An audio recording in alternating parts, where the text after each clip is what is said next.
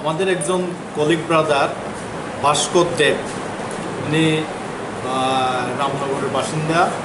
আমাদের বারে ওনার 20 বছরের প্র্যাকটিস। গতকালকে সকাল 8টা, সাড়ে 8টা বা 9টার মধ্যে ওনার বাড়িতে একটা আনওয়ান্টেড ইনসিডেন্ট হয়েছে। ইনসিডেন্টটা এরকম, উনি বাড়িতে ছিলেন না, ওনার ওয়াইফ ছিল। এমত অবস্থায় ওনার বাড়িতে বিশাল এক পুলিশ বাহিনী গিয়ে উপস্থিত। ওনার মিসেস, উনিও আইনজীবী, সুজাতা গুপ্ত, ওনার বাড়িতে গেল। বলছে আপনাদের বাড়ি আমরা সার্চ করব। কেন সার্চ করবেন? বলছে আমরা তেলিয়ামুড়া থানা থেকে এসেছি। তেলিয়ামুড়া থানা কেস নাম্বার 104/2020।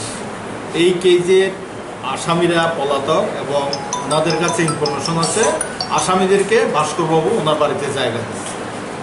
তো ভাস্করবাবু মিসেস সঙ্গে সঙ্গে ভাস্করকে ফোন করলো। ভাস্কর মাঠে ছিল, ভাস্কর বাড়িতে গেল।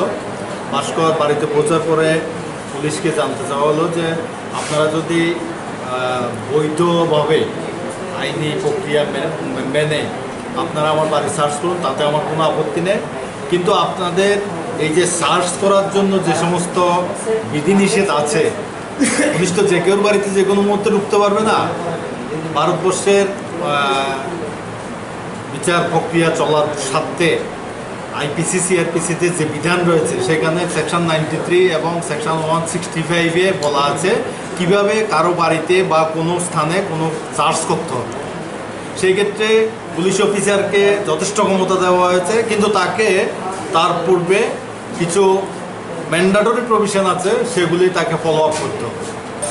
যখন যা খুশি করতে পারবে না, যার বাড়িতে খুশি ওনাকে গিয়ে সার্চ করার অথরিটি ভারতবর্ষের কোথাও কোনো সাংবিধানিক অধিকারও দেওয়া হয়নি।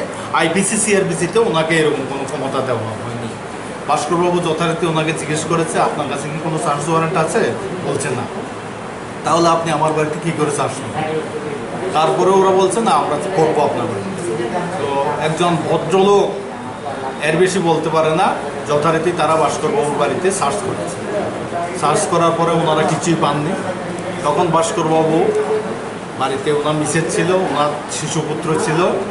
তো উনি আমাদেরকে একটা ইনফরমেশন দিয়েছেন, সেখানে উনি বলেছেন যে এতে করে আমরাও মনে করছি, ভাস্করবাবু যেরকম একটা ধারণা করছেন আমরাও মনে করছি, একজন প্রতিষ্ঠিত আইনজীবী হোক আর সাধারণ আইনজীবী হোক, ওনার আইনি পেশার সাথে এটা প্রত্যেকেই জানে আমাদেরকে সাংবিধানিক অধিকার দেওয়া হয়েছে, সাংবিধানিক ক্ষমতা দেওয়া হয়েছে। আইনজীবীরা যে কোনো বিচার প্রার্থী হয়ে আদালতে দাঁড়াবে, সেটা খুনের মামলার আসামি হোক, চুরির মামলার আসামি হোক, যে কোনো মামলার আসামি।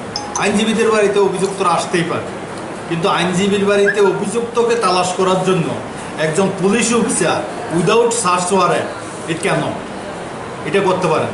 আমরা ধরেই নিচ্ছি যে পুলিশ এই রাজ্যে কোনো রকমের আইনি তোয়াক্কা করে না। সেটারই ফসল হচ্ছে গতকালকে ভাস্করের বাড়িতে এই ঘটনা। ভাস্কর বাড়িতে সার্চ করা হয়েছে। সার্চ করার জন্য সেকশন 93 এবং 165 সিআরপিসিতে যে বিধান রয়েছে সেগুলি পুলিশ ফলো আপ করে না।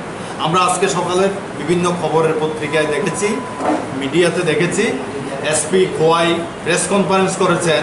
সমস্ত ফর্মালিটি মেনটেন করে ভাস্করবাবুর বাড়িতে সার্চ করা হয়েছে। কিন্তু আমি বলছি, দায়িত্ব নিয়ে বলছি, আমার পাড়ার যে মেম্বার ভাস্কর দেব, তার বাড়িতে উইদাউট সার্চ ওয়ারেন্ট সার্চ করা হয়েছে এবং সেটা আমরা সাংঘাতিকভাবে কন্ডেম করেছি। আমাদের কমিটি আজকে মিটিং করেছি। আমরা ডিসিপিকে লিখব, আমরা হাইকোর্ট জাস্টিসের নজরে নেব, আমরা বার কাউন্সিল অফ ইন্ডিয়ার নলেজে নেব, আমরা ত্রিপুরা বার কাউন্সিলের নলেজে নেব। আর ঘটনার তীব্র নিন্দা জানাচ্ছি আমাদের ত্রিপুরা বার অ্যাসোসিয়েশনের পক্ষ থেকে। আমরা ডিজিপিকে লিখব, যেই ঘটনাটা হয়ে গেছে সেটা সুষ্ঠু তদন্ত করা হোক এবং ভবিষ্যতে যাতে কোনো আইনজীবীর বাড়িতে এই ধরনের আচরণ পুলিশ না করে সেজন্য যথাযথ ব্যবস্থা নেওয়ার জন্য আমরা ডিজিপিকে লিখব। আমি president Tripura bar association Mrinal Kanti বিশ্বাস।